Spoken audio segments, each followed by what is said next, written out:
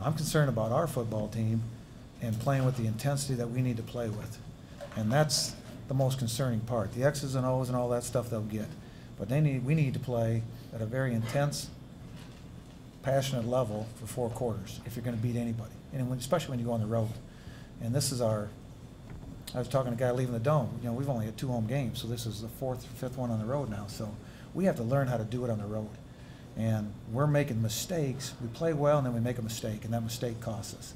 And then we're out there for more time possession on the clock. So we can't make mistakes on defense to keep us on the field, and we got to convert the 3rd down to create the momentum. Somebody's got to kick in the momentum here. The offense or the defense or a kick return, somebody's got to kick-start us, and then we got to keep the thing running once it gets started. And we just got to get the thing kick-started right now because we're sputtering. You know, I'm watching some of these scores on Saturdays anymore, and it's 69-52, and you know, and there are great defenses out there and great teams out there, and they're putting up 60 points. And this game has changed.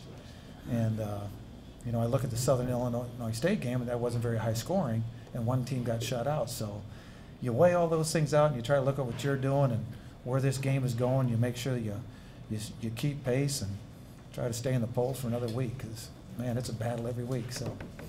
But I think we're excited to get back on the field. It'll be fun to see them this week. I've been waiting just to get them so they have that energy back and get them back on the field, and then start building off this week and going into the rest of this second half of the season. Carlos, he probably didn't start out the way he'd hoped or we had hoped, and probably had a lot to do with who we're playing and the way, you know, early on in the season trying to rush the football against those good teams.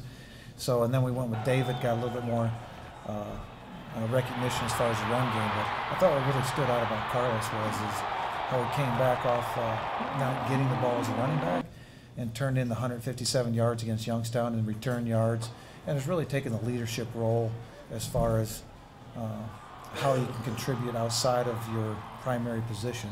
So I think we need to do a better job rushing the football, and Carlos is a part of that. So you know, his contribution is no question on the offensive side of the ball, you know, has to be more prevalent in every football game as a whole. Just rushing the football and throws out of the backfield to our running back. Those things are key to our offense in every season we play, and we have to get more yardage from that, you know, in weeks to come.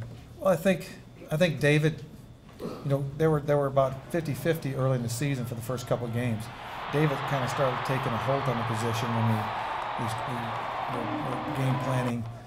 Youngstown, I think, is when that really started to come about, and maybe the Iowa game. But up until that point, it was 50-50. So I still think to win that it has to be 50-50. I think David is exceptional. I think Carlos is too. But to win, I think both of them are going to have to be 100-yard rushers for us. And how we do that, we still got to get 100-yard rusher first. So, you know, we need to do a better job on the offensive line, and we can't just rely on throwing the football all the time.